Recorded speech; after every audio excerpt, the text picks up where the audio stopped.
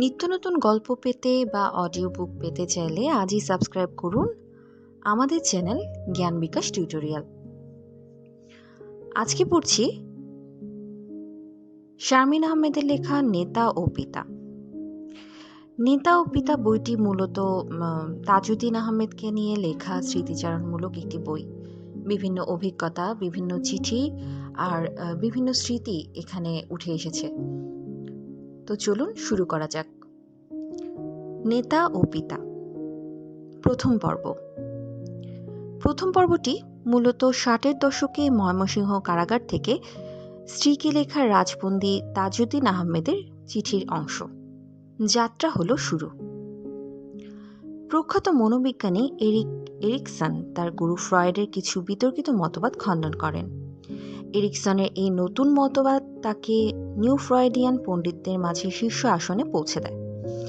এরিকসনের মতে মানবজাতির মন মানসিকতা যৌন প্রবৃত্তি নয়, বরং সমাজ থেকে পাওয়া অভিজ্ঞতার মাধ্যমেই তা গড়ে ওঠে। তিনি তার এই যুগান্তকারী মতবাদটিকে বিশদ ব্যাখ্যা ও পরীক্ষা নিরীক্ষার মাধ্যমে উপস্থাপন করতে গিয়ে বলেন, প্রতিটি মানুষই জীবনের 8টি স্তরে বিশেষ সংঘর্ষপূর্ণ পরিস্থিতির মুখোমুখি হয়ে থাকে। জীবনের শুরু থেকে বার্ধক্য পর্যন্ত মানুষকে অগ্রগতির কয়েকটি স্তর পার হয়ে যেতে সংঘর্ষের মুখোমুখি হতে হয়। প্রতিটি স্তরে সে যেভাবে এই সংঘর্ষকে মোকাবেলা করে তার উপরেই নির্ভর করে তার পরবর্তী সময়ে অগ্রগতি ও ব্যক্তিত্বের বিকাশ। এরিকসন বলেন, জন্মের পর থেকে প্রায় 6 বছর বয়স পর্যন্ত একটি শিশুর পৃথিবীকে চেনার প্রধান মাধ্যম হল তার মা, বাবা ও পরিবার। এই সময়টিতে শিশু তার মা এবং বাবাকে অনুকরণ করার চেষ্টা করে। পরিবার তাকে প্রভাবিত করে, তাদের চালচলন, কথাবার্তা, ভিন্নতা ও সাদৃশ্যতার মাপকাঠিতে সে চেষ্টা করে পৃথিবীকে জানার। বিভিন্ন সামাজিক ও মানসিক সংঘাতকে সে কিভাবে মোকাবেলা করবে তার প্রস্তুতি শুরু হয় ওই বয়স থেকেই। সৌভাগ্যবান শিশু যারা দারিদ্রতা, যুদ্ধ, প্রাকৃতিক দুর্যোগ ও প্রতিকূল অবস্থার কারণে বাবা মাকে হারায়নি অথবা বঞ্চিত হয়নি তাদের স্নেহছায়া থেকে, তাদেরই একজন হয়ে 60-এর দশকের শুরুতে আমার পৃথিবীর যাত্রা শুরু। এর ফলে বাবা মায়ের চিন্তাধারা ও কর্মকাণ্ডের ভেতর দিয়ে পৃথিবীকে আমার জানার চেষ্টাও ধীরে ধীরে বিস্তৃত হতে থাকে। আমার আব্বু ও আম্মা দুজনেই ছিলেন আত্মনিবেদিত সংগ্রামী নারী ও পুরুষ। তাদের চিন্তা আবর্তিত হতো দেশ ও দশকে কেন্দ্র করে। মানুষের প্রতি তাদের নিঃস্বার্থ মমত্ববোধ এবং অন্যায়ের বিরুদ্ধে তাদের অবিচল প্রতিরোধ আমার মতো অগণিত সাধারণ মানুষের দৃষ্টিতে তাদেরকে করে তোলে অসাধারণ। শৈশবে আব্বুকে ঘিরে আমার স্মৃতি উজ্জ্বল নীলাকাশে খণ্ড খণ্ড শারদ মেঘের মতোই ভাসমান। তিনি ছিলেন এক ব্যতিক্রমধর্মী জীবন ও সময়ের অগ্রপথিক।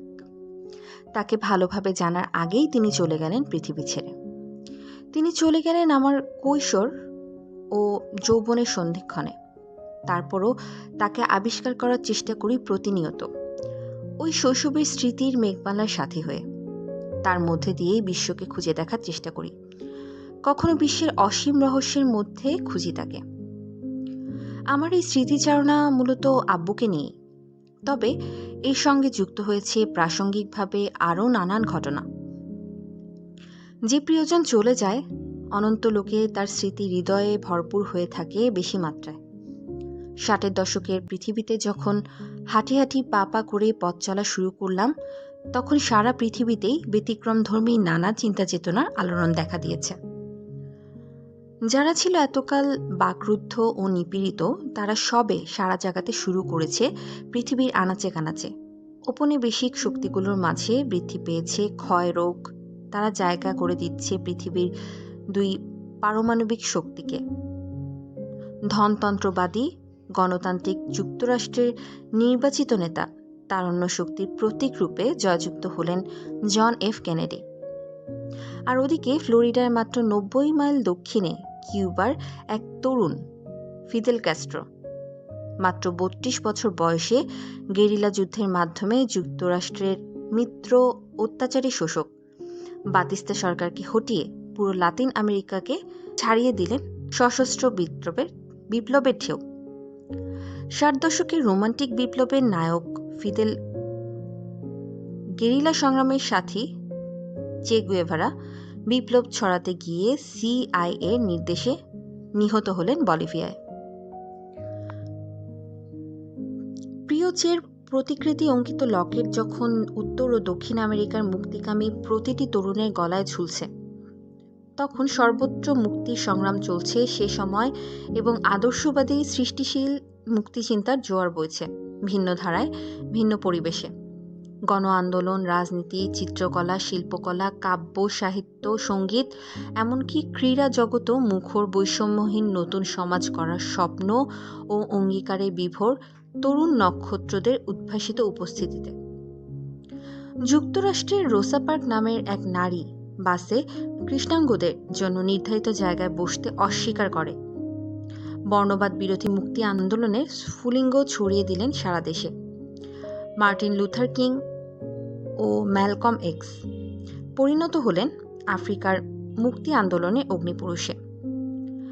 বিশ্বকাপ বিজয়ী মুষ্টিযোদ্ধা মোহাম্মদ আলী, অভিনেতা জেন ফন্ডা, সঙ্গীতশিল্পী জন বায়েজ প্রমুখ সোচ্চার হলেন বর্ণবাদ ও ভিয়েতনাম যুদ্ধের বিরুদ্ধে।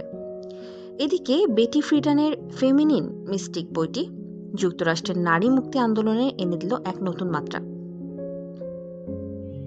ওদিকে বিশ্বনন্দিত বিটলস গ্রুপের সঙ্গীত পৌঁছালো কালোত্তীর্ণ মার্গে তাদের আধ্যাত্মিক বাণী সমৃদ্ধ হৃদয় পরিশুদ্ধির আহ্বানে।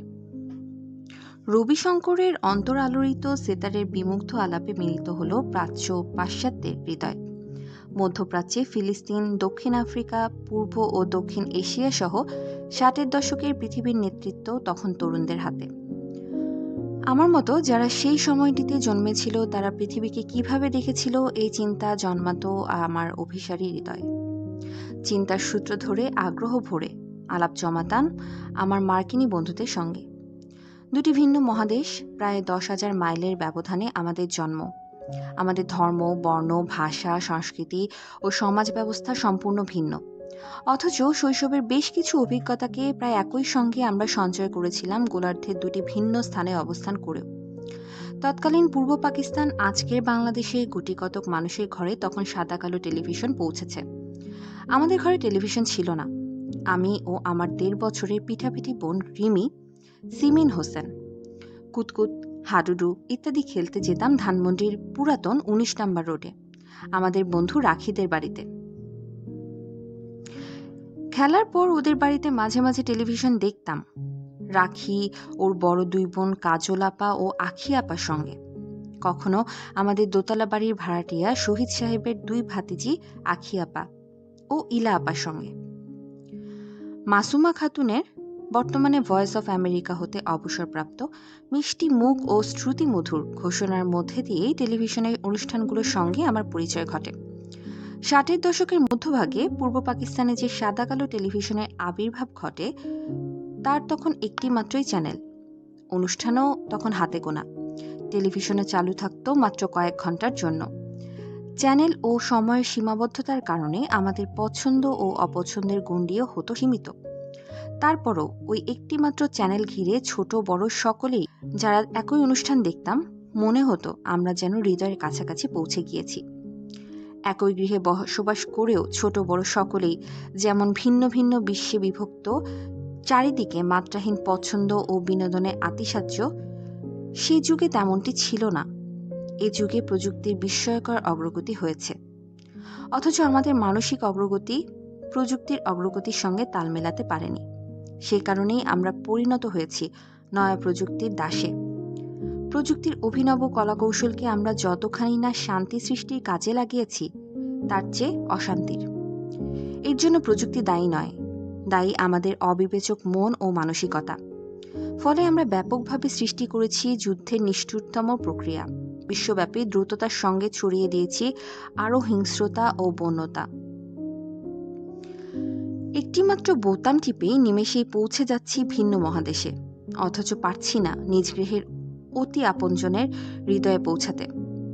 সারাদিনের খেলার পর শ্রান্ত রিমি ও আমি বন্ধু পরিবেষ্টিত হয়ে সেকালে সাদা কালো টেলিভিশন অনুষ্ঠানগুলো দেখতাম মুগ্ধ বিস্ময়ে। আজকের পরিণত বয়সের রং বেরঙের জটিল ভাবনা ছাড়াই আমাদের প্রিয় বাংলা হাসির সিটকম ছিল হীরা চুনি পান্না। মূল অভিনেতা আশিস কুমার লৌহ খান, জয়নাল প্রমুখ। ইংরেজি সিরিজ শোর মধ্যে আই লাভ লুসি, বিউইচ, ফিউজিটিভ আমাদের মন কেড়ে নিয়েছিল।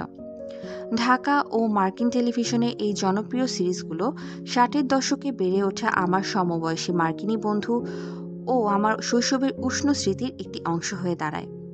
সে একই সময় তারা যখন মার্টিন লুথার কিংয়ের নাম ঘন ঘন শুনছিল এবং প্রত্যক্ষ করছিল কৃষ্ণাঙ্গদের সম অধিকার আন্দোলনের উত্তাপময় অভিযাত্রা, আমি তখন ঢাকার রাজপথে শেখ মুজিবুর রহমানের নাম উচ্চারিত হতে শুনেছিলাম। দেখেছিলাম সড়ক জুড়ে ব্যারিকেড, বিক্ষোভ ও উত্তাল মিছিলের স্রোতধারা। ভিন্ন নাম, ভিন্ন দেশ, অথচ লক্ষ্য একই: সামাজিক ও অর্থনৈতিক বৈষম্য দূর করার প্রতিজ্ঞা ও সংগ্রাম। 1960 সালে গণতান্ত্রিক নির্বাচনে তরুণ জন এফ কেনেডি নির্বাচিত হলেন বিশ্বশক্তি যুক্তরাষ্ট্রের রাষ্ট্রপতি পদে। পাকিস্তানে তখন আইয়ুব খানের সামরিক শাসন চলছে প্রচণ্ড দাপটের সঙ্গে। স্বৈরাচারী ও শোষক সেই সামরিক সরকারের পক্ষে রয়েছে যুক্তরাষ্ট্রের গণতান্ত্রিক সরকার। বিশ্ব রাজনীতির এই পর্যায়টিতে এসেই কিন্তু আমার মার্কিন বন্ধু ও আমার অভিজ্ঞতার মধ্যে দেখা দেয় বিরাট অমিল। তারা তাদের রাষ্ট্রের মুক্তনীতির যে রূপ দেখছে, আমি আমার রাষ্ট্রে তার প্রতিফলন দেখতে পারিনি। আমি যখন তাদের বলি যে তৃতীয় বিশ্বে মার্কিন যুক্তরাষ্ট্রের পরিচয় হলো দুর্নীতিপরায়ণ সামরিক বা রাজতান্ত্রিক সরকারের বন্ধু ও মানুষের মুক্তি আন্দোলনের বিরুদ্ধে এক আগ্রাসী ও সাম্রাজ্যবাদী শক্তি হিসেবে, অনেকেই তখন তাদের নীল, খয়েরি, কালো বা হিজল সবুজ চোখগুলোতে বিস্ময়ের বিচ্ছুরণ ছাড়িয়ে বলে, তা কেন হবে? আমাদের সরকার তো শুধু বর্বর কমিউনিস্টদের খেতাচ্ছিল।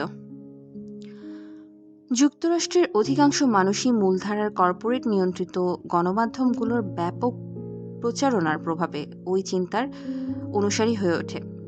তাদের কারো কারো সঙ্গে যখন ঘনিষ্ঠতা ও বন্ধুত্ব গড়ে ওঠে শিক্ষাঙ্গনে, কর্মক্ষেত্রে ও প্রতিবেশী হওয়ার সুবাদে, তখন ভাব বিনিময় হয় এই প্রসঙ্গে।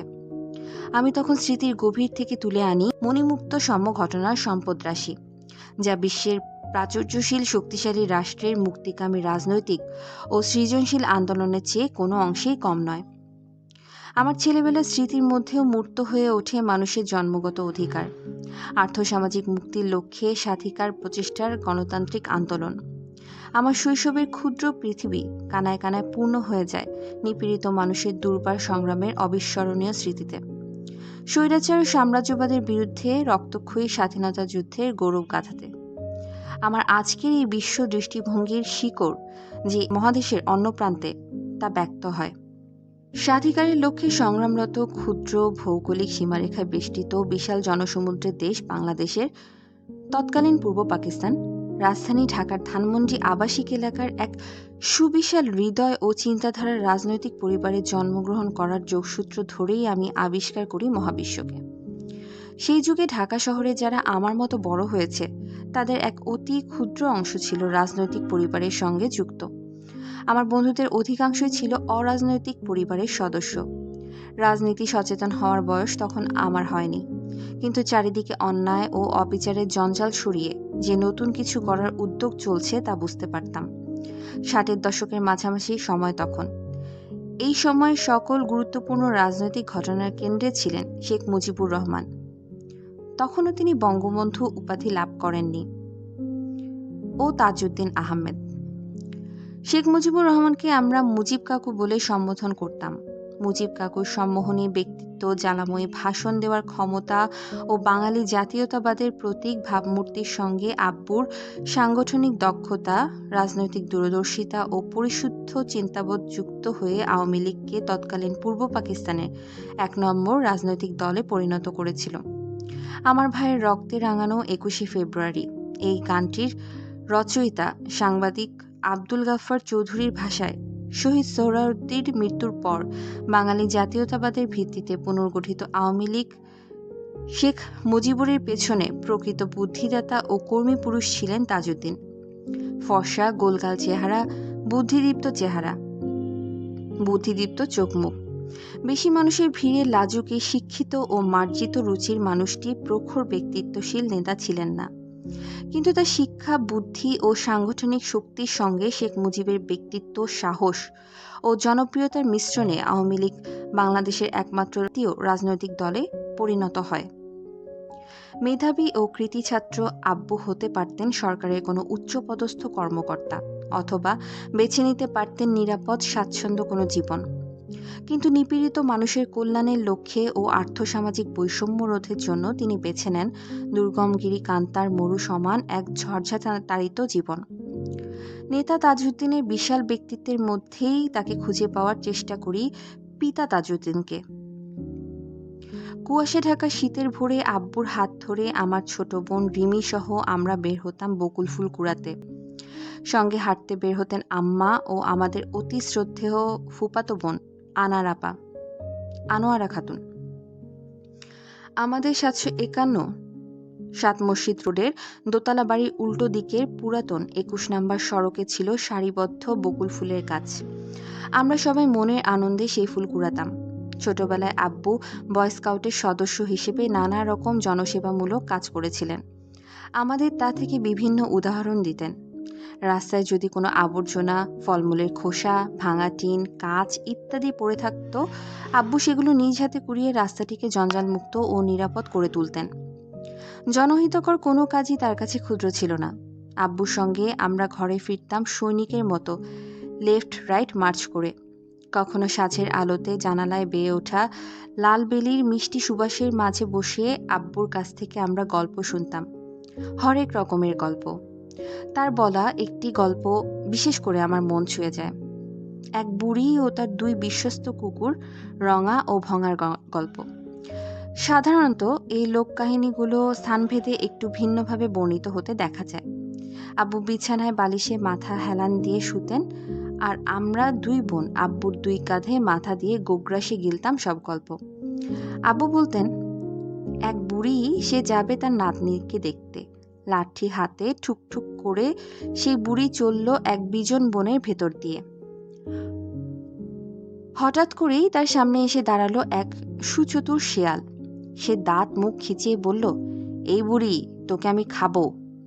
বুড়ি ছিল দারুণ বুদ্ধিমতী। সে উপস্থিত বুদ্ধি খাটিয়ে বলল, আমাকে খেয়ে তুমি মোটেও স্বাদ পাবে না।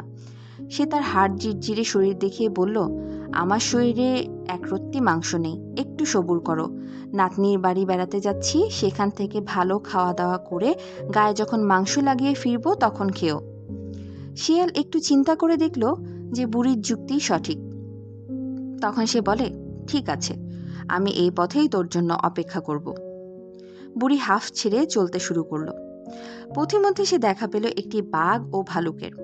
তাদের তর্জন গর্জনের সামনে বুড়ি তার সাহস হারালো না।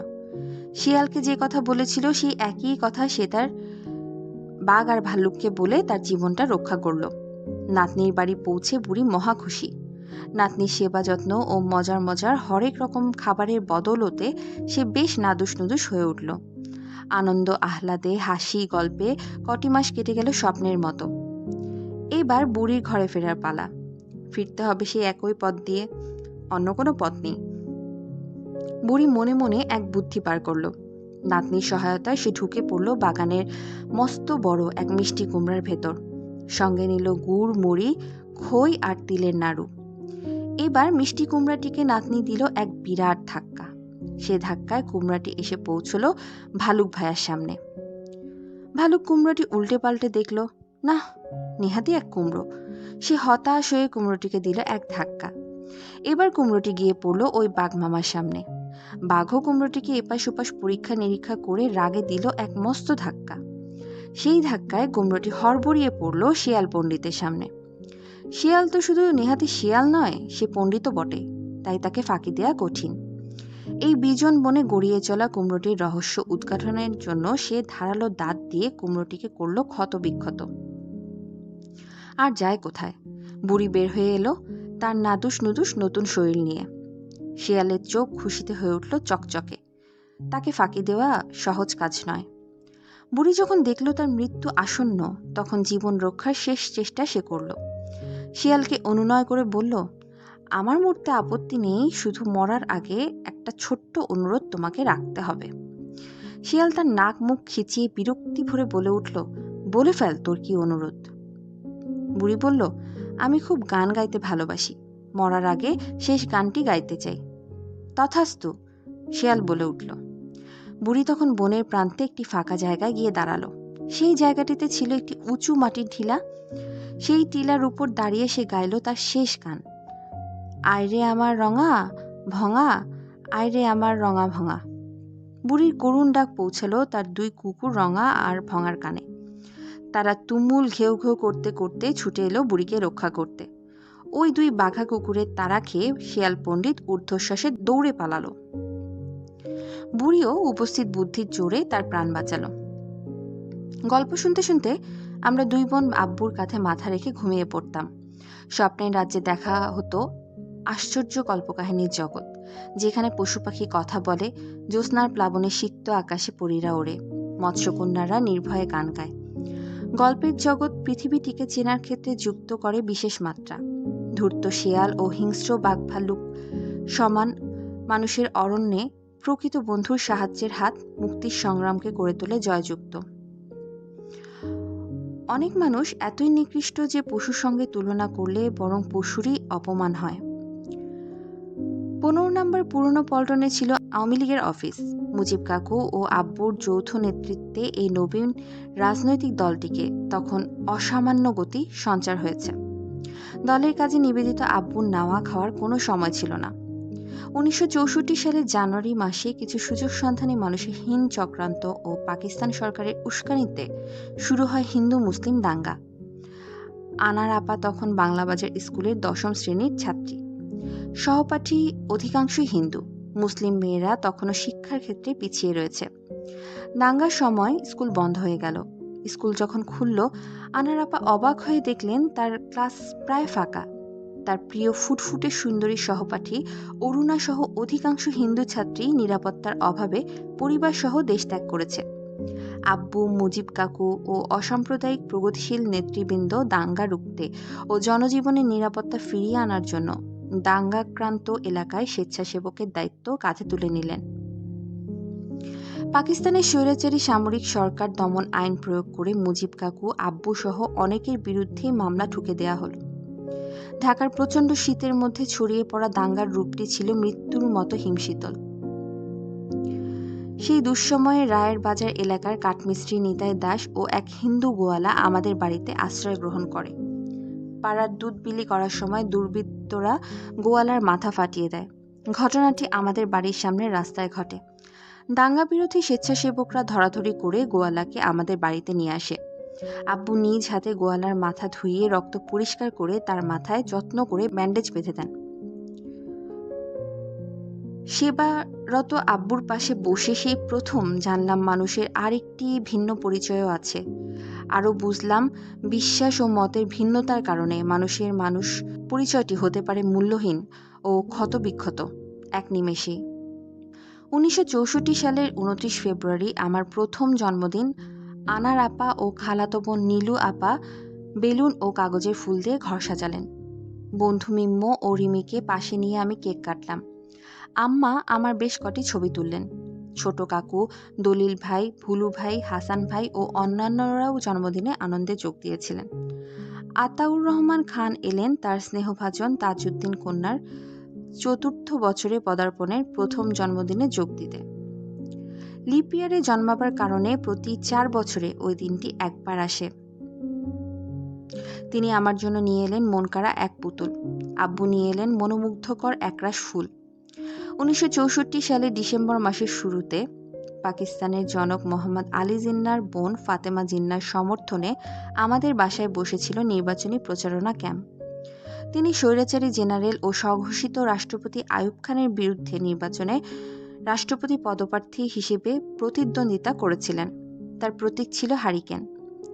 রিমি ও আমি সারাদিন ঘুরঘুর করতাম সদাব্যস্ত নিবেদিত কর্মীদের আশেপাশে। আমাদের বাড়ির ফোন ঝনঝন করত সর্বক্ষণ। কেউ যখন আমাদের ফোন নাম্বার চাইতো, আমি উৎসাহ ভরে বলতাম 83532। পিতল রঙের ছোট হারিকেনের পিন জামায় গেঁথে আমরা মুগ্ধ বিস্ময়ে দেখতাম কর্মীদের কাজকর্ম। আমাদের বাসার সামনে লম্বা বাগানের এক প্রান্তে বাতাবি লেবু গাছের পাশে বসানো হয়েছিল লাকড়ির চুলা। তাতে বিরাট বড় ডেকচি বসিয়ে কর্মীদের জন্য রান্না হতো। রান্নার খুশবু, লাকড়ির চুলার ধোঁয়া, কর্মীদের সদাব্যস্ত কোলাহল, নির্ঘুম রাতে সৃষ্টি হাজারো ইশতেহার ও বিবৃতির মধ্যে দিয়ে আমার সামনে ধীরে ধীরে উন্মোচিত হয় রাজনীতির বিশাল জগৎটি। উল্লেখ্য, 1958 সালের অক্টোবর মাসে পাকিস্তানের সংবিধান বাতিল করে, সংসদকে অবলুপ্ত করে ও সকল রাজনৈতিক কর্মকাণ্ড নিষিদ্ধ করে দুর্বল প্রশাসক প্রেসিডেন্ট ইস্কান্দার মির্জা হটিয়ে পাকিস্তানের ইতিহাসের প্রথম মার্শাল ল প্রবর্তনকারী যুক্তরাষ্ট্র সমর্থিত জেনারেল আইয়ুব খান ক্ষমতা দখল করেন ও নিজেকে প্রেসিডেন্ট ঘোষণা করেন। 1965 সালের 2 জানুয়ারি অনুষ্ঠিত ওই লোক দেখানো রাষ্ট্রপতি নির্বাচনে প্রতিদ্বন্দ্বী ফাতেমা জিন্নার বিরুদ্ধে তিনি রাষ্ট্রীয় ক্ষমতার অপব্যবহার করে এবং জোর জুলুম ও নিষ্পেষণের মাধ্যমে নির্বাচনে জেতেন। 1965 সালে আমার নানি সৈয়দা ফাতেমা খাতুন পা পিছলে পড়ে গিয়ে মাথায় আঘাত পান। খবরটি শোনা মাত্রই আব্বু আওয়ামী লীগ অফিস থেকে ফিরে এসে নিজ হাতে নানির সেবায় লেগে যান। সেকালের নামকরা ডাক্তার নন্দী নানিকে দেখাতে নিয়ে আসেন। ডায়াবেটিসের রোগী নানিকে তিনি অত্যন্ত যত্নের সঙ্গে পরীক্ষা নিরীক্ষা করেন। ডাক্তার নন্দী রোগ নির্ণয় এবং রোগীর চিকিৎসায় ছিলেন সিদ্ধহস্ত। সেকালে তো আর এ যুগের মতো প্রযুক্তি নির্ভর ও উন্নত চিকিৎসা সম্ভবপর ছিল না, কিন্তু চিকিৎসকের জ্ঞান যা ব্যতীত চিকিৎসায় সফল হয় না এবং সম্পূর্ণতা লাভ করে না, তার পুরোটাই ডাক্তার নন্দীর আয়ত্তে ছিল। সেই সময় চিকিৎসক মহলে বহুল পরিচিত একটি নাম ছিলেন ডাক্তার নন্দী। তার মতো একজন মহৎ সেবাপরায়ণ প্রসিদ্ধ চিকিৎসক ও সাম্প্রদায়িক পাকিস্তান সরকারের রোশানলে পড়ে দেশ ত্যাগে বাধ্য হন। আব্বুর পাশে বসে আমি সেই সময় ইতিহাসের এমন ধারাকেই পর্যবেক্ষণ করছি শিশুর দৃষ্টি দিয়ে, যেন স্বপ্নের মাঝে আলো ও আধারের সঙ্গে লুকোচুরি খেলা। 1965 সালের 30 ডিসেম্বর আমার তৃতীয় বোন মিমি জন্মগ্রহণ করে। সেই সময় বাজারে মিমি চকলেট সদ্য এসেছে। আমার মিমি চকলেটের প্রতি অনেক ভালোবাসা, তাই সদ্য জন্ম নেয়া পুতুলের মতো ফুটফুটে বোনটিকে আমি মিমি নামেই ডাকতে শুরু করলাম। ওর মিমি নামটি এভাবেই প্রতিষ্ঠিত হয়ে যায়। মিমি তার বড় 2 বোনের মতোই জন্মেছিল ভোরবেলায়। সেই ভোরে ঘুম ভেঙে দেখি আম্মা পাশে নেই, আব্বুও নেই। আমি ভ্যা ভ্যা করে কেঁদে ফেলে রিমির হাত ধরে ঘরের বাইরে বের হলাম। দেখি পাশের ঘরের বন্ধ দরজার সামনে আব্বু উদ্গ্রীব হয়ে দাঁড়িয়ে রয়েছেন। উষার আগমনের কিছু আগে ঘরের ভেতর নবজাত শিশু সবে ভূমিষ্ঠ হলো। আম্মা হাসপাতালে যান্ত্রিক পরিবেশে সন্তান জন্ম দেওয়ার চেয়ে নিজ গৃহের পরিচিত ও স্বাভাবিক পরিবেশে সন্তান জন্ম দেওয়ার পক্ষপাতী ছিলেন। সেই যুগে এই প্রথাটি প্রচলিত ছিল। বর্তমান পাশ্চাত্যের কোনো কোনো রাষ্ট্রে নিজ গৃহে সন্তান জন্ম দেওয়ার এই প্রথাটির পুনর্জাগরণ দেখা দিয়েছে, অথচ আমাদের দেশে আমরা ক্রমশই হারিয়ে ফেলছি সন্তান জন্ম দেবার স্বাভাবিক পরিবেশ ও প্রক্রিয়াকে। আমাদের তৃতীয় বোন নিয়ম অনুসারে ডাক্তার খোদেজা সরকারের হাতেই জন্ম নেন। সে ভূমিষ্ঠ হওয়ার কিছুক্ষণ পর আমাদের পুরনো দাইমা, যাকে সবাই সুলতানের মা বলে সম্বোধন করতাম, বের হয়ে এলেন আতুর ঘর থেকে। তাকে দেখে আব্বু ব্যাকুলভাবে জিজ্ঞেস করলেন, কি হয়েছে? দাইমার বহু আশা ছিল যে এবার ছেলেই হবে এবং সেই সুবাদে সে মোটা বকশিসও প্রত্যাশা করেছিল। তাই প্রশ্নের উত্তর মুখে বেজার করে অনেকটা তাতানো স্বরেই জবাব দিল, কি আবার হইব, মাইয়াই হইছে। বাড়িরও সবার আশা ছিল এবার ছেলে হবে, কিন্তু তারা সবাই নিরাশ হওয়াতে আব্বু নবজাত শিশুটিকে গভীর স্নেহে আদর করে তার নামকরণ করলেন আদুরি। আদুরি বোন মিমিকে পৃথিবীতে স্বাগত জানাতে আব্বু কিনে আনলেন রাশি রাশি মিঠাই আর মন্ডা। আমি ও রিমি খাটের চারপাশ ঘিরে নেচে গিয়ে নতুন বোনকে স্বাগত জানালাম। নতুন বইয়ের ছড়া গানটি আমরা গাইলাম। কুকুমনি জন্ম নিল যেদিন মোদের ঘরে, পরীরা সব দেখতে এলো কতই খুশি ভরে। আদর করে দুধ খাওয়ালো সোনার পেয়ালাতে, দোলা দিয়ে ঘুম পাড়ালো জ্যোৎস্না মাখা রাতে। নেচে গেয়ে হেলে দুলে হাত ধরে সব তাই, কতই খেলা খেললো তারা ফুলের বিছানায়। মিমির জন্মের মাস খানেক পর থেকেই বোধ করি রোজার ঈদ এলো। আব্বু সেই ঈদের ভোরবেলায় হুলস্থুল লাগিয়ে দিলেন। তিনি আমাকে ও রিমিকে ঘুম থেকে উঠিয়ে দিলেন। তারপর আমাদের সঙ্গে নিয়ে আমাদের বাড়ির পেছনের প্রতিবেশী ও পারিবারিক বন্ধু রাজু খালা ও তার স্বামী হাজি মহসিন খালুকেও ডেকে তুললেন। সেই সময় ঢাকা শহরে বেশ শীত পড়ত। শীতের সকালে আম্মা ও আনার আপা আমাদের গরম পানি দিয়ে গোসল করিয়ে দিলেন। আব্বু, ছোট কাকু, আমার নানা সৈয়দ সিরাজুল হক, পাড়ার অনেকেই গেলেন ঈদের নামাজ পড়তে। এদিকে আমি ও রিমি আম্মার হাতে তৈরি করা নতুন ডিজাইনার ঈদের ফ্রক পরে মাথায় লাল ফিতার বাহারি ঝুঁটি বেঁধে বেড়ানোর জন্য প্রস্তুত। সেই সময় কৃষ্ণচূড়া, বকুল ও নারিকেল গাছে ঘেরা ধানমন্ডি ছিল প্রায় ফাঁকা, যানজট ও কোলাহলমুক্ত মনোরম এক আবাসিক এলাকা। অতটুকু বয়সে আমরা পাড়ার মেয়েরা দল বেঁধে এ বাড়ি ও বাড়ি বেড়াতে বেড়াতে খেলতে খেলতে যেতাম নিশ্চিন্ত ভাবনায়। সন্ত্রাস, ছিনতাই, রাহাজানি, অপহরণ ইত্যাদি শব্দগুলো আমাদের মনের অভিধানে তখনও যুক্ত হয়নি। রোজার ঈদের পরপরই আব্বু ব্যস্ত হয়ে পড়লেন বাঙালির মুক্তির সনদ ৬ দফার আন্দোলন নিয়ে। ৬ দফা আন্দোলনের অন্যতম রূপকার আব্বু লাহোরে বিভিন্ন সাংবাদিক সম্মেলনে যোগদান করেন মুজিব কাকু সহ। ১৩ ফেব্রুয়ারি ১৯৬৬ এই দিনে এই সম্মেলনে মুজিব কাকু স্বাধিকার ও অর্থনৈতিক মুক্তির দাবি হিসেবে ৬ দফাকে আনুষ্ঠানিকভাবে ঘোষণা করেন। আইয়ুব খানের বৈদেশিক মন্ত্রী জুলফিকার আলী ভুট্টো তখন ৬ দফাকে অযৌক্তিক প্রমাণ করার জন্য মুজিব কাকুকে ঢাকার পল্টনের জনসভায় তর্কযুদ্ধের আহ্বান জানালেন। মুজিব কাকু আব্বুর সঙ্গে পরামর্শ করে ভুট্টোর চ্যালেঞ্জটি গ্রহণ করলেন। বাকরেলে অক্সফোর্ডের তুখোড় ছাত্র ভুট্টো ঢাকায় এলেন এক বিরাট উপদেষ্টার দল সঙ্গে নিয়ে। তিনি নিশ্চিত যে এই তর্কযুদ্ধে তিনি মুজিব কাকুকে হারিয়ে দেবেন। কিন্তু তিনি জানতেন না যে আব্বু ইতোমধ্যে ৬ দফার যৌক্তিকতা প্রমাণের জন্য প্রস্তুত করে রেখেছেন এক বিশদ প্রমাণপত্র। আব্বু ভুট্টোর সঙ্গে দেখা করে মুজিব কাকুর চ্যালেঞ্জ গ্রহণের সংবাদটি আনুষ্ঠানিকভাবে জ্ঞাপন করলেন। আব্বুর সঙ্গে কথা বলার পরপরই ভুট্টো বুঝতে পারলেন ৬ দফার যৌক্তিকতা আব্বু এমন নিপুণ ও তথ্যবহুল যুক্তিতে দাঁড় করিয়েছেন যে মুজিব কাকু ও তার দলকে তর্কে হারানো মুশকিল। আব্বুর সঙ্গে কথা শেষ করার পর ভুট্টো মুসলিম লীগের নেতাদের কাছে মন্তব্য করেছিলেন, হি ইজ ভেরি থরো, শেখের যোগ্য লেফটেন্যান্ট আছে দেখছি। তর্কযুদ্ধের দিন পল্টনের জনসভায় শরিক হওয়ার জন্য যখন বিভিন্ন জায়গা থেকে ঢাকার মানুষের সমাগম হতে শুরু করেছে, ঠিক সেই দিন সন্ধ্যাবেলাতেই ভুট্টো তার উপদেষ্টার দল সহ চুপিসারে ঢাকা ত্যাগ করলেন। ঢাকার বহু কাগজ ওই ঘটনার উপর বিশদ আলোকপাত করেন। একটি কাগজের শিরোনাম ছিল ভুট্টোর পলায়ন। ভুট্টো ও পল্টন ময়দান নাম দুটি আমার শৈশবের ক্ষুদ্র স্মৃতির ভাণ্ডারে সে সময় প্রথমবারের মতো যুক্ত হয়। এই দুটি নামের ভেতর লুকিয়ে থাকা ঐতিহাসিক ঘটনাটি সম্বন্ধে আমি জানতে পারি অবশ্য অনেক পরে। তখন আমি বানান করে পড়তে শিখেছি এবং ভীষণ ব্যস্ত খেলাধুলা ও নতুন কুকুর পিপিকে নিয়ে। আমাদের জাপানি প্রতিবেশী রিমি ও আমার সমবয়সী খেলার সাথে শিওমি ও নিশিওর বাবা মা ঢাকার জাপান মিশনে দায়িত্ব পালনের পর দেশে ফেরার আগে তাদের কুকুর পিপিকে উপহার হিসেবে আমাদের কাছে রেখে যান। কালো ও বাদামি রঙে মিশানো পিপিকে পেয়ে আমি মহা খুশি। আব্বুও যোগ দিলেন আমার খুশিতে। রিমি ছোটবেলা থেকেই কুকুর বিড়ালকে ভয় করত। সে নিরাপদ দূরত্বে দাঁড়িয়ে পিপির সঙ্গে আব্বু আর আমার হুল্লোড় দেখতে লাগলো। একদিন পিপির সঙ্গে আব্বু ও আমি বাগানে বল ছুড়াছুড়ি করে খেলছি। হঠাৎ দেখি গেটের বাইরে এক কালো কুচকুচে কুকুর আকুতি ভরা নয়নে আমাদের খেলা দেখছে, যেন সেও যোগ দিতে চায় আমাদের খেলায়। আব্বু খেলা থামিয়ে গেট খুলে কুকুরটিকে ভেতরে আনলেন। নতুন কুকুরটিও যোগ দিল আমাদের খেলায়। আব্বু প্রস্তাব দিলেন এই কুকুরটির নামকরণের। আমরা দুজনে মিলে ভেবে চিনতে ওর নাম দিলাম শিপি। আব্বুর সঙ্গে খেলাধুলা, গল্প ও নির্মল আনন্দঘন সময় কাটানোর মধ্যেই আব্বুকে জানছি। ঠিক এই সময়েই আব্বুর সঙ্গে আমার পরিচয়ের পর্বটিতে হঠাৎ করেই ছেদ পড়ে। বাবা তাজউদ্দিনের একদিন ডাক এলো জননেতা তাজউদ্দিনের কাছ থেকে। জননেতা আমার বাবাকে কেড়ে নিল সুদীর্ঘ দিনের জন্য।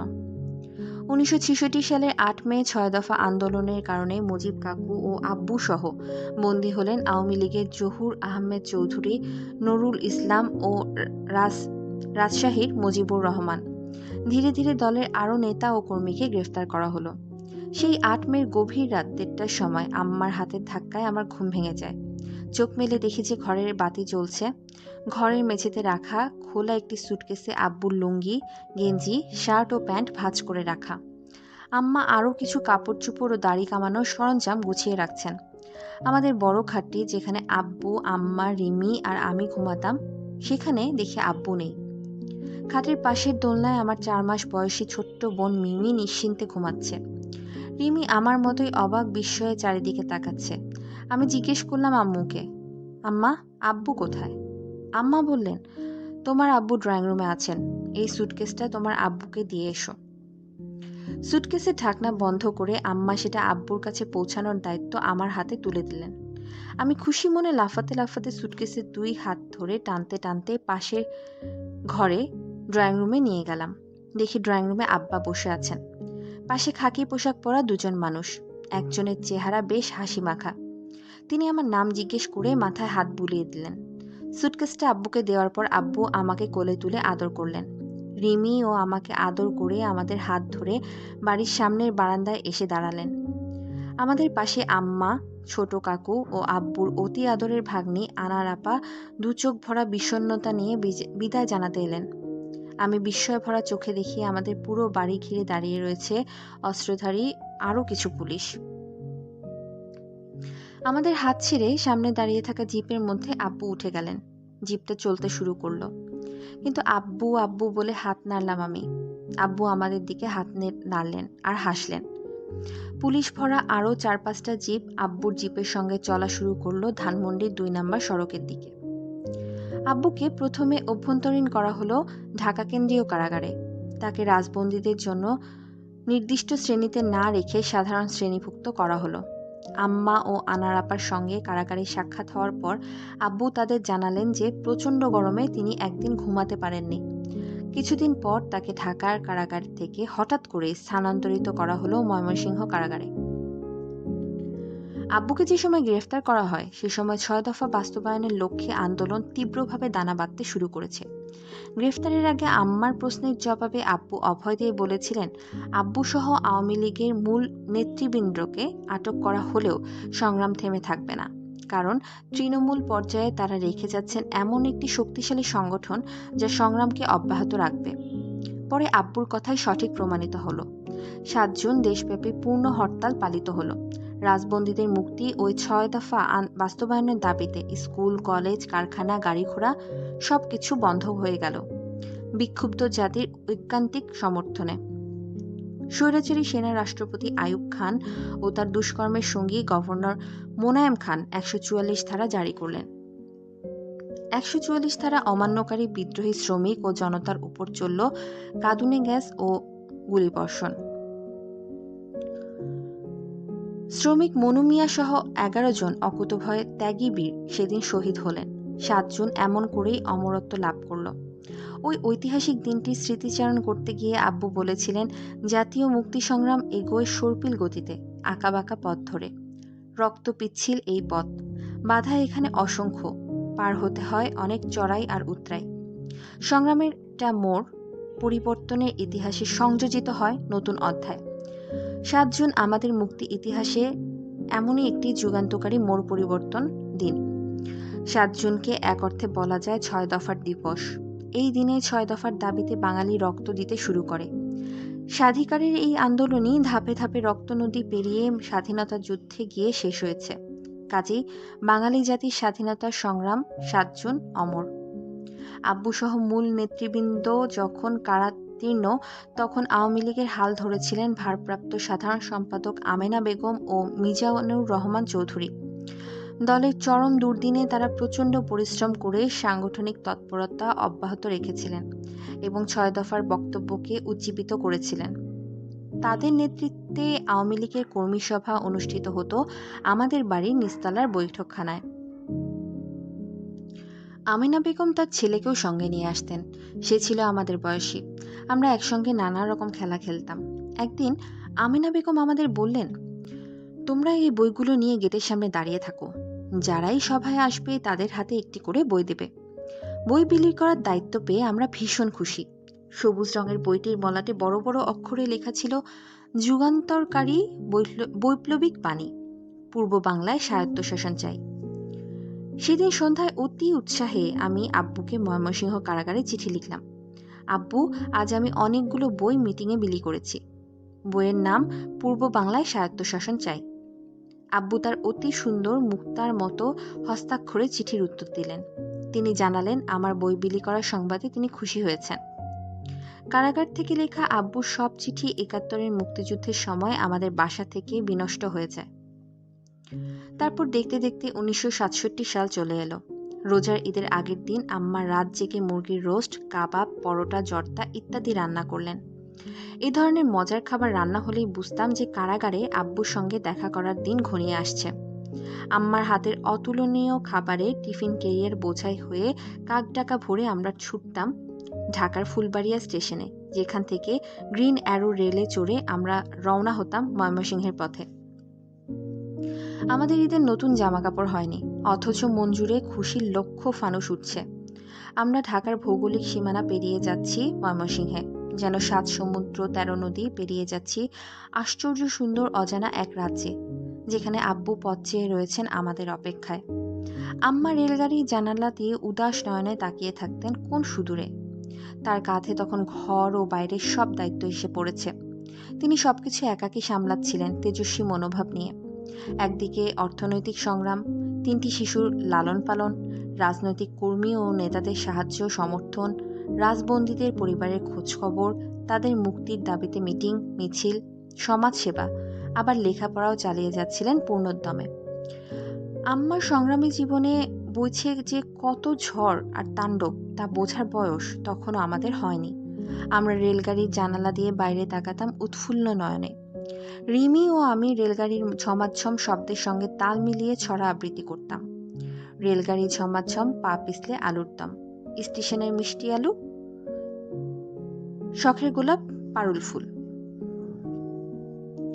ময়মনসিংহে গিয়ে আমরা উঠতাম অ্যাডভোকেট জুলমত আলী খানের বাসায়। পরবর্তী সময়ে বিএনপির অন্যতম প্রতিষ্ঠাতা, ভুটান ও থাইল্যান্ডের বাংলাদেশের রাষ্ট্রদূত এবং সামরিক প্রশাসক রাষ্ট্রপতি জিয়াউর রহমানের আদেশে অন্যায়ভাবে মৃত্যুদণ্ডপ্রাপ্ত কর্নেল তাহেরের তিনি আইনজীবী ছিলেন। তিনি ও তার স্ত্রী আমাদের যথেষ্ট আদর করতেন। তাদের মেয়ে নিতার সঙ্গে আমরা খেলাধুলা করতাম। নিতার পোষা কালো ময়না পাখির ঠোঁট ছিল কমলা লেবুর মতো উজ্জ্বল বর্ণের। আমাদের দেখলেই সেই ঠোঁট দুটি নেড়ে নেড়ে ক্ষণক্ষণে গলায় শুধাতো, কি গো, কেমন আছো? ছোট্ট শান্ত মনোরম শহর ময়মনসিংহ। তার চেয়েও আমাদের দৃষ্টিতে মনোরম ছিল ময়মনসিংহের কারাগারটি। কারাগারের সামনে ছিল বিশাল গাছপালায় ঘেরা বিরাট একটা দিঘি এবং ভেতরে আব্বুর হাতে গড়া সূর্যমুখী ও গোলাপের বাগান। কারাগারের জেলার ছিলেন অমায়িক মানুষ। নিয়মের ব্যতিক্রম করে ঈদের দিন কারাগারের ভেতরে বিশাল লোহার গেটটি খুলে দিলেন আমার আর রিমির জন্য। আম্মা ওয়েটিং রুমে বসে রইলেন আর আমরা উড়ন্ত প্রজাপতির মতো আনন্দের পাখায় ভর করে ছুটে গেলাম রাজবন্দীদের সাথে সংরক্ষিত গৃহটির সামনে। একটি টানা লম্বা টিনের চালা দেওয়া পাকা ঘরের মেঝেতে সারি সারি লোহার খাট পাতা, যার একটি আব্বুর শয্যা। সেখানে দেখা হলো মহারাজা ত্রৈলোক্য চক্রবর্তী, অজয় রায়, রফিক উদ্দিন ভূঁইয়া, মনোরঞ্জন ধর সহ বহু রাজবন্দীদের সঙ্গে। মুক্ত পৃথিবীর প্রতীক দুটো বাচ্চা মেয়েকে দেখে তারা ভীষণ উচ্ছ্বাসিত হয়ে উঠলেন। তাদের কোল থেকে কোলে আমরা দুবোন ঘুরতে থাকলাম। দুজন সিপাই আমাদের নিয়ে গেল আব্বুর কাছে তার প্রিয় বাগানে।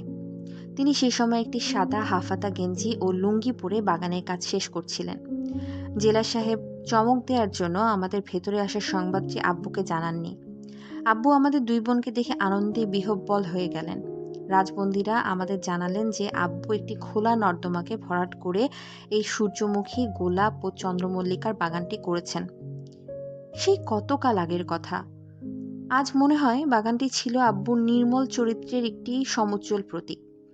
তার জীবনের আরাধনায় ছিল মাটির কাছাকাছি হয়ে সব জঞ্জাল সাফ করে সৌন্দর্যের বীজ বুনে যাওয়া, দেশ ও দশকে অসত্য, অবিচার আর অন্যায়ের হাত থেকে মুক্ত করা। শীতের রৌদ্র আলোকিত নরম উষ্ণ অপরাহ্নে হাওয়ায় ভেসে আসা গোলাপের মিষ্টি সুবাসে মন মাতিয়ে স্বপ্নের বাগানের রচয়িতা আব্বুকে সেদিন যেন নতুন করে আবিষ্কার করলাম। আম্মার কাছে ফিরে যাওয়ার আগে আমরা দুবোন রবি ঠাকুর রচিত আজি ধানের ক্ষেত্রে রৌদ্র ছায়ায় লুকাচুরি খেলা, যে ভাই লুকোচুরি খেলা গানটির সঙ্গে ঘুরে ঘুরে নাচলাম। আব্বু ও বাকি সব রাজবন্দী মন্ত্রমুগ্ধের মতো আমাদের নাচ দেখলেন। গান শুনলেন। নাচ গান ও পাখির মতো আমাদের কথাবার্তার কলকাকলি শেষ হওয়ার পর আব্বুর হাত ধরে আমরা দুবোন ফিরে এলাম অপেক্ষা কক্ষে, যেখানে আম্মা আমাদের জন্য অধীর আগ্রহে পথ চেয়ে বসে রয়েছেন। ঈদের ছুটির পর স্কুল খুলল। আমাদের শিক্ষয়িত্রী আপা ছাত্রীরা কে কেমন করে ঈদ পালন করেছে সে বিষয়ে জিজ্ঞেস করলেন। প্রায় সবাই বলল তারা ঈদের ভোরবেলায় ঘুম থেকে উঠে গোসল করে অতি সযত্নে লুকিয়ে রাখা নতুন জামা কাপড় জুতো পরেছে। তাদের বাড়িতে রান্না হয়েছে পোলাও, কোরমা, জর্দা, সেমাই ইত্যাদি। বন্ধু বান্ধব, আত্মীয় স্বজন সেদিন ভিড় করেছে তাদের বাড়িতে। তারাও বেড়াতে গিয়েছে বাবা মার সঙ্গে। শুধু একটি মেয়ে বলল সে ঈদের আনন্দ করতে পারেনি, কারণ তার সেদিন খুব জ্বর ছিল। আমার বলার পালা এলে আমি দাঁড়িয়ে বেশ গর্বের সঙ্গে বললাম, আমরা নতুন জামা কাপড় পরিনি, আমাদের বাসায় বন্ধু বান্ধবও আসেনি, কিন্তু আমরা সেদিন খুব মজা করে ঈদ পালন করেছি আব্বুর সঙ্গে জেলখানার ভেতর। আমাদের ব্যতিক্রমধর্মী বাবার কারণে আমাদের জীবনের একটা বিরাট অংশ যে ব্যতিক্রমধর্মী হয়ে পড়েছিল তা উপলব্ধি করতে পারতাম। আমার উত্তর শুনে আমার এক সহপাঠী জিজ্ঞেস করলো, তোমার আব্বু কি চুরি করেছে? রাজনীতি কি? তার সঠিক সংজ্ঞা আমার জানা ছিল না। মনে মনে দুঃখ পেলেও যথাসাধ্য তাকে এবং কৌতূহলী অন্য সহপাঠীদের বোঝাবার চেষ্টা করলাম আব্বু আমাদের সবার মঙ্গলের জন্য কাজ করছেন। যারা দেশের জন্য কাজ করেন তাদেরকে সরকার জেলে পুরে দেয়। সেই ঘটনার কিছুদিন পর আমাদের শিক্ষয়িত্রী আপা জানালেন যে অভাবী ছাত্রছাত্রীরা আর্থিক সহায়তার জন্য পুয়ার ফান্ডের আবেদন করতে পারবেন। এই জন্য অভিভাবকদের স্বাক্ষরসহ ফর্ম পূরণ করে স্কুলে জমা দিতে হবে। ক্লাসে ফর্ম বিতরণ হলো। আমিও একটি ফর্ম নিয়ে বাসায় আসলাম। ফর্মটা চোখ বুলিয়ে আম্মা বেশ হাসলেন। কৌতুক ভরা চোখে আমার দিকে তাকিয়ে বললেন, তোমার কি মনে হয় আমরা গরিব? আমি বললাম, ঈদে আমরা নতুন জামা কাপড় পাইনি, আব্বু জেলে, তাহলে তো আমরা গরিব। আমার ক্লাসে কজন মেয়ে আমাকে সে কথাই বলেছে। আম্মু বললেন, শোনো, নতুন কাপড় পরলে কেউ ধনী হয়ে যায় না, আর যার যতটুকু রয়েছে তার থেকে যে অকাতরে দান করতে পারে সেই ধনী। তোমার আব্বু নিজের জীবনকে দান করেছেন দেশের জন্য, কজনের আব্বু অমন করে দান করতে পারে বলো? আম্মার সেদিন আত্মপ্রত্যয় ও গর্বে ভরা উক্তিটি আমার শিশু মনে গভীরভাবে রেখাপাত করে। অন্তরে ঐশ্বর্য যে বস্তু ও বিলাস সামগ্রী থেকে শ্রেষ্ঠ তা তিনি বুঝিয়ে দিলেন এবং নিজেকে বিলিয়ে দেওয়ার সংগ্রামে আব্বুর অসাধারণ অবস্থানটিও তিনি তুলে ধরলেন আমার পৃথিবীর পথে পথ চলার উষালগ্নে। নিঃস্বার্থ দেশ সেবার মন্ত্রে দীক্ষিত আব্বুর যথার্থ জীবনসঙ্গিনী ছিলেন আমার মা। এমন সবল চরিত্রের অনন্য সাধারণ বাবা মায়ের সন্তান হতে পারার বিরল সৌভাগ্যই তো জীবনের এক অতুলনীয় প্রাপ্তি। বাবা ও মায়ের জীবন সংগ্রামের মধ্যে দিয়ে ঢাকার উত্তপ্ত রাজপথকে আমি আবিষ্কার করি।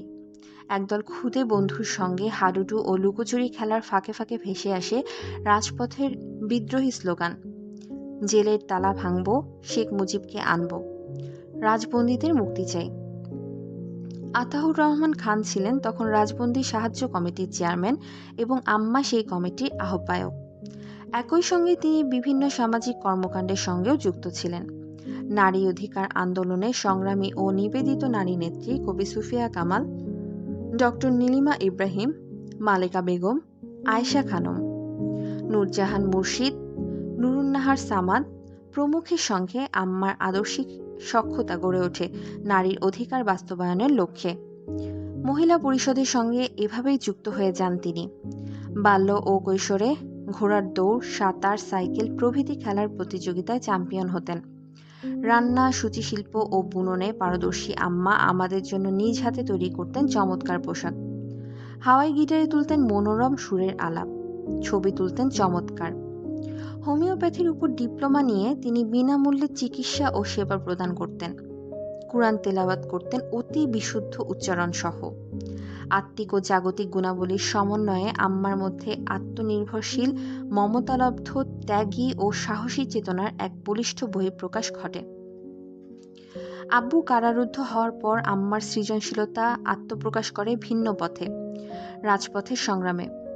পরবর্তী সময় ১৯৭৫ সালে জাতীয় নেতৃবৃন্দের নৃশংস হত্যাকাণ্ডের পর এই আম্মাই জাতির চরম দুর্দিনে নেতৃত্বের সংকটপূর্ণ সময়ে আহ্বায়িকা হিসেবে তার জীবনসাথীর প্রাণপ্রিয় দলটির হাল ধরেন। ত্যাগ ও সাহসিকতার সঙ্গে মৃত আওয়ামী লীগের পুনরুত্থান এক অনন্য ভূমিকা পালন করেন। এমনকি যে সময় প্রেসিডেন্ট জিয়াউর রহমানের শাসনকাল বঙ্গবন্ধুর নাম উচ্চারণ করতে মানুষ ভয় পেত, সেই সময় আম্মার নিঃস্বার্থ নির্ভীক নেতৃত্ব সব সময় আনুষ্ঠানিকভাবে আর্মি পুলিশের বাধা সত্ত্বেও ৩২ নম্বর রোডের সামনে প্রকাশ্য সভা করে ১৫ই আগস্ট ১৯৭৭ বঙ্গবন্ধু ও তার পরিবারের নির্মম হত্যাকাণ্ডের দিনটি শোক দিবস হিসেবে পালিত হয়। অম্লান সেই অতীতের এক গনগনে উত্তপ্ত সময়ে আমার কানে ভেসে আসে আগরতলা শব্দটি। আগরতলা ষড়যন্ত্র মামলা বাক্যটির সঙ্গে আগরবাতির কেমন যেন একটা সম্পর্ক খুঁজে পেতাম। মুজিব কাকু আগরতলা ষড়যন্ত্র মামলার ১ নম্বর আসামি। ব্যাপারটি সে সময় জানা হয়ে যায়। রাজনীতির অশান্ত জগৎটিকে তখনও আমার ভাবনার রাজ্য থেকে অনেক দূরে রেখেছি। সেই সময় দস্যু বনহুর সিরিজের বইগুলো লোভনীয় চকলেটের মতো আমি সমবয়সী বন্ধুদের সঙ্গে গ্রাসে গিলছি। সহজ সরল ভাষায় লেখা সিরিজগুলো আমাদের ৮-৯ বছর বয়সী ছেলেমেয়েদের দ্রুত পঠনের দক্ষতা বৃদ্ধিতে সাহায্য করে চলেছিল। যদিও সিরিজগুলো আমাদের মতো ছোট বয়সী ছেলেমেয়েদের উদ্দেশ্য করে লেখা হয়নি। সেই যুগে শিশু সাহিত্যের সংখ্যা হাতে গোনা হলেও অবসরে বই পড়ার মতো সংস্কৃতি মধ্যবিত্ত সমাজে ব্যাপকভাবে প্রচলিত ছিল। দস্যু বনহুরও এমনি করেই আমাদের হাতে এসে পড়ে। দুর্বৃত্তের জম বনহুর নামের এক মহৎ হৃদয় ও নির্মল চরিত্রের দস্যুর প্রতিকৃতি সহজেই আমাদের শিশু মনে আসন গেড়ে নেয়। একই সময় শিশু সাহিত্যের মধ্যে হাশেম খান রচিত পরীর দেশে ফুলের দেশে, সাজেদুল করিমের চিংড়ি ফড়িংয়ের জন্মদিনে, নাসির আহমেদের লেবু মামার সপ্তকাণ্ড ও মেঘমল্লার সংকলনের ভেতর রাহাত খান রচিত ১০০০ বছর আগে গল্পটি আমাকে দারুণ মুগ্ধ করে। রাহাত খান তার এই মনোমুগ্ধকর রূপকথার গল্পটির মধ্যে দিয়ে এক অপরূপ লাবণ্যময়ী, শান্তি ও সমৃদ্ধিপূর্ণ শ্যামল বাংলাকে মূর্ত করে তোলেন। সেই কাঙ্ক্ষিত স্বপ্নের বাংলার তাঁতি, মাঝি ও চাষিরা তাদের শ্রমের ফসল উপভোগ করে নির্ভয়ে। নারী ও পুরুষের পরস্পরের সঙ্গী হয়ে জীবনের ঐশ্বর্যকে বরণ করে নেয় তারা গান গায়। যখন আকাশে জ্বলন্ত বৃত্তিকারা পাক খায়, হরিণ শিশু স্বপ্ন দেখে সবুজ ঘাস, আমরা তখন ১, ২, ৩, ৪ করে ফিরছি। কি সুন্দর জীবনের এই অপরূপ আকাশ। ওই অপরূপ জীবনেও ঝড় আসে। আগ্রাসী সম্পদ লুণ্ঠনকারী ভিনদেশী রাজা স্বপ্ন দিয়ে ঘেরা সবুজ বাংলাকে গ্রাস করে নেয়। শুরু হয় সংগ্রাম। জিত হয় শোষিতের। বাংলা হয়ে যায় মুক্ত।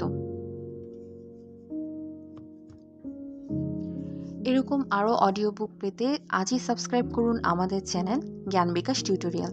ধন্যবাদ।